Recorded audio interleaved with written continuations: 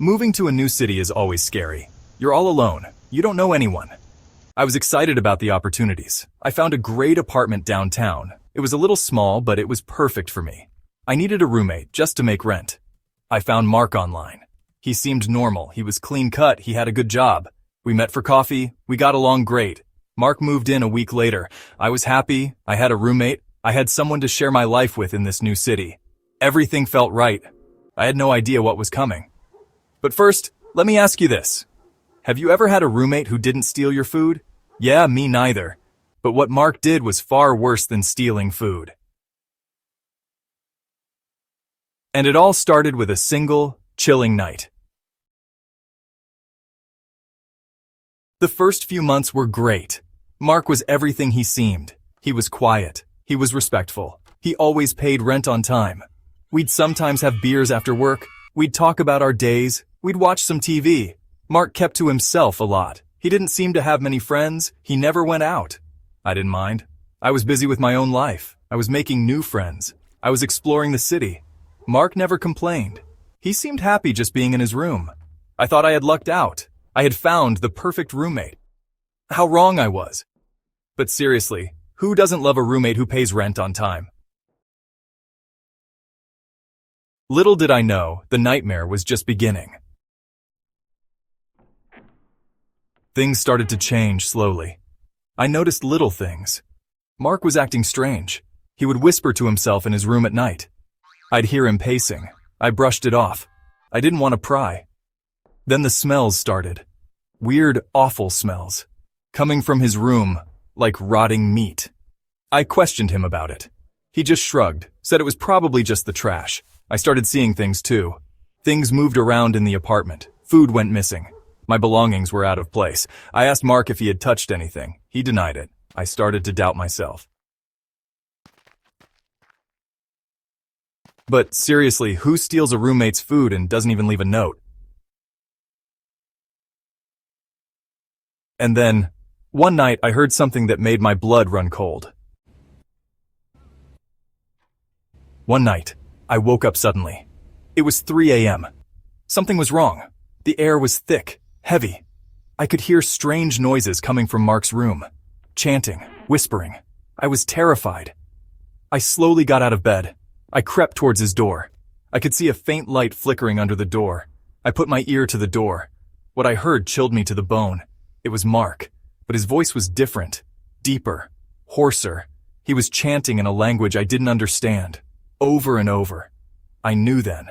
Something was deeply, terribly wrong. But seriously, who chants at 3 a.m.? Don't they need sleep too? I reached for the doorknob, my hand trembling. What I saw next would haunt me forever. I couldn't sleep that night.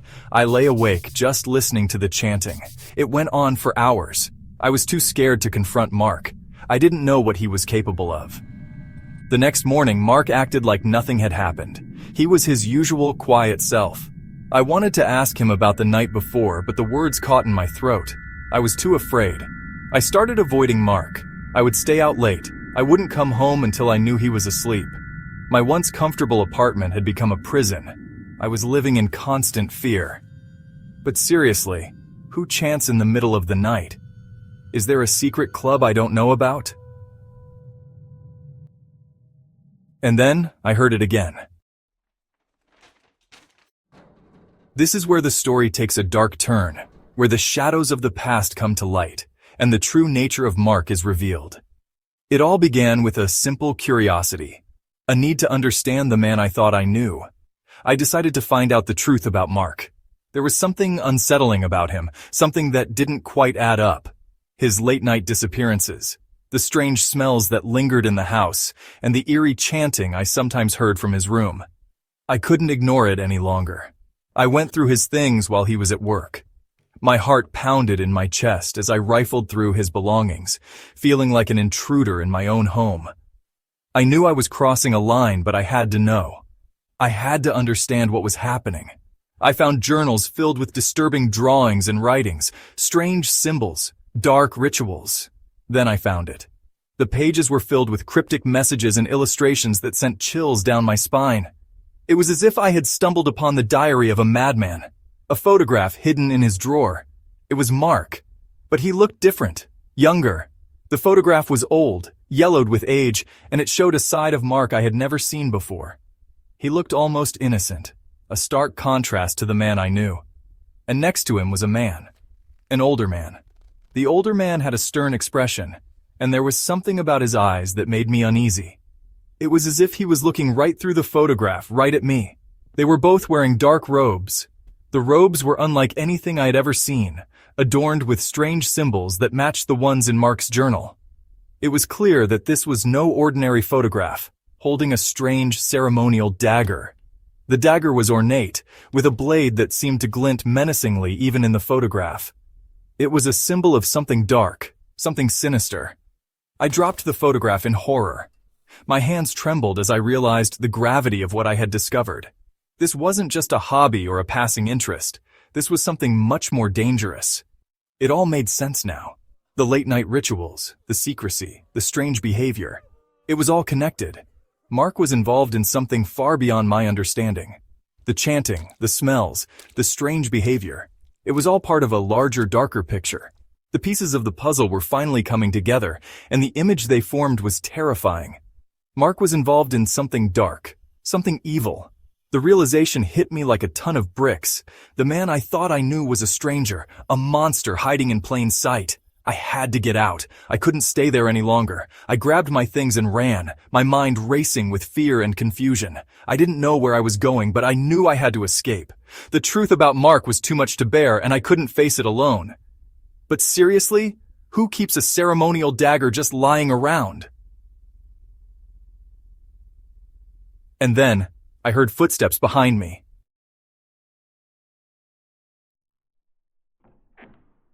This is the story of my desperate attempt to break free from the clutches of fear and anxiety that had taken over my life. It all started on a cold, rainy night when I realized I couldn't stay in that apartment any longer. I packed a bag with only the essentials. My hands were trembling as I threw clothes, a few personal items, and some cash into the suitcase. Every sound in the apartment seemed amplified, every creak and groan of the old building making my heart race faster. I couldn't stay another night. The walls felt like they were closing in on me, suffocating me with the weight of my own fear. I had to leave before Mark came back, before he could trap me in that nightmare again. I had to get away from Mark, from that apartment, from the constant dread that had become my daily existence. Every step I took away from that place felt like a small victory, but the fear of being caught kept me on edge. From the horror that had become my life, the memories of his anger, his controlling nature, and the way he made me feel so small and insignificant haunted me. I knew I had to escape, but the thought of what he might do if he found me was terrifying. I left a note for Mark. My hands shook as I wrote the words, trying to keep my emotions in check. I didn't want to give him any reason to come after me, but I also needed to make it clear that I was done, saying I was moving out, that I couldn't do this anymore. I folded the note carefully, placing it on the kitchen table where he would see it as soon as he walked in. It was my final act of defiance, my way of saying I was taking control of my life, that I couldn't do this anymore. Tears welled up in my eyes as I thought about the life I was leaving behind. It wasn't just the apartment or the relationship. It was the dreams and hopes that had been shattered by the reality of our situation. I knew it was a lie. Deep down, I knew that leaving wouldn't be the end of my troubles. The guilt and fear would follow me no matter where I went. But I had to try. I had to believe that there was a chance for a better life. But I didn't know what else to say. How do you explain the need to escape to someone who has never understood your pain? I hesitated, the pen hovering over the paper, before finally writing the words that would set me free. I didn't want to provoke him. The last thing I needed was for him to come after me in a fit of rage. I chose my words carefully, hoping to convey my decision without igniting his anger. I left the apartment and didn't look back. The night air was cold and biting, but it felt like a breath of fresh air compared to the stifling atmosphere inside. I walked quickly, my heart pounding, as I put as much distance between myself and that place as possible. I found a cheap motel across town. I couldn't sleep. I couldn't eat. The room was small and dingy. but it was a safe haven, at least for the moment. I sat on the bed, staring at the peeling wallpaper, my mind racing with thoughts of what might come next. I was haunted by the memories of Mark. His voice, his touch, the way he looked at me with a mix of love and control. It was all too much to bear, and I wondered if I would ever truly be free of him, by the fear that he might find me. Every time I heard a noise outside, my heart would skip a beat. I couldn't shake the feeling that he was out there, searching for me, ready to drag me back into the darkness. But I had to stay strong. I had to believe that I could escape from terror. But before we continue, let me ask you this. Have you ever tried to pack a suitcase in a hurry and ended up with only one sock? Now back to the story. Just as I started to feel a sliver of relief, there was a knock on the motel door. My heart stopped. Who could it be at this hour? I slowly approached the door, my hand trembling as I reached for the handle. And then I heard his voice. "I know you're in there." I never went back to that apartment. I left everything behind. I never saw Mark again. I don't know what happened to him. I don't want to know. The experience left me scarred. I couldn't trust anyone. I was afraid of the dark. I would jump at every little sound. I started seeing a therapist, trying to make sense of what happened. It took me a long time to heal, to learn to trust again, to feel safe in my own home. But the experience changed me. I was no longer the same naive, trusting person I was before. By the way, have you ever wondered why apartments never come with a haunted disclaimer? Just a thought. But sometimes, late at night, I still hear footsteps outside my door. And I wonder, is it Mark? I learned a valuable lesson from that experience. It was a moment that changed my perspective on many things. I realized that life is full of unexpected twists and turns, and sometimes the people we think we know the best can surprise us the most. It's a sobering thought, but one that has stayed with me ever since. You can never truly know someone. People have layers, hidden depths that they may never reveal. It's like looking at an iceberg. You only see the tip, but there's so much more beneath the surface. This realization hit me hard, and it made me more cautious in my interactions with others. Even someone you think you know well. Friendships and relationships are built on trust, but trust can be fragile. One moment you're laughing together, sharing secrets, and the next, you're questioning everything you thought you knew about that person. It's a disconcerting feeling, one that leaves you second-guessing your own judgment. There are depths to people that you can never fully comprehend. Everyone has their own struggles, their own demons. Sometimes, these are things they can't even admit to themselves, let alone to others.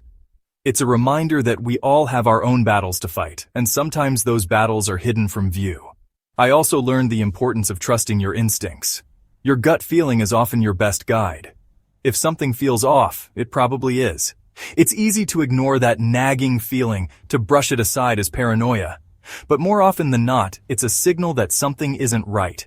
If something feels wrong, it probably is. This lesson has saved me more times than I can count. It's a simple truth, but one that's easy to forget in the moment. We want to believe the best in people, to give them the benefit of the doubt, but sometimes that can lead us into dangerous situations. Don't ignore the warning signs. They're there for a reason. Whether it's a gut feeling, a red flag in someone's behavior, or a situation that just doesn't feel right, it's important to pay attention. Ignoring these signs can lead to regret and sometimes even danger. Don't be afraid to walk away from a bad situation. It takes courage to leave, to recognize that something isn't right and to take action. But it's better to walk away than to stay in a situation that could harm you. This is a lesson that has given me strength in difficult times. I still think about Mark sometimes, about the choices he made and the path he took. It's a haunting memory, one that lingers in the back of my mind. I wonder what could have been different. What might have happened if things had gone another way? About what he was involved in. The secrets he kept, the things he never told anyone. It's a mystery that may never be fully solved, but it's one that has taught me to be more vigilant, more aware of the hidden aspects of people's lives. about what might have happened if I had stayed. It's a chilling thought. The unknown is always frightening, and the possibilities of what could have happened are endless. It's a reminder of the importance of making the right choices, even when they're difficult. One that I try not to dwell on. But it's a reminder that life is unpredictable, that people are complex, and that sometimes the best thing you can do is to trust yourself and your instincts. A reminder of the darkness that can lurk beneath the surface of even the most ordinary lives. It's a lesson that has shaped me, that has made me more cautious, more aware, and ultimately, more resilient. Life is full of lessons, and this is one that I will carry with me always. But seriously, have you ever wondered why the scariest things always happen at night? Like, do ghosts have a curfew or something? Just a thought to lighten the mood. If you enjoyed this story and want to hear more, make sure to subscribe to our channel. Hit the bell icon to get notified whenever we post new content. Thanks for watching and stay safe out there.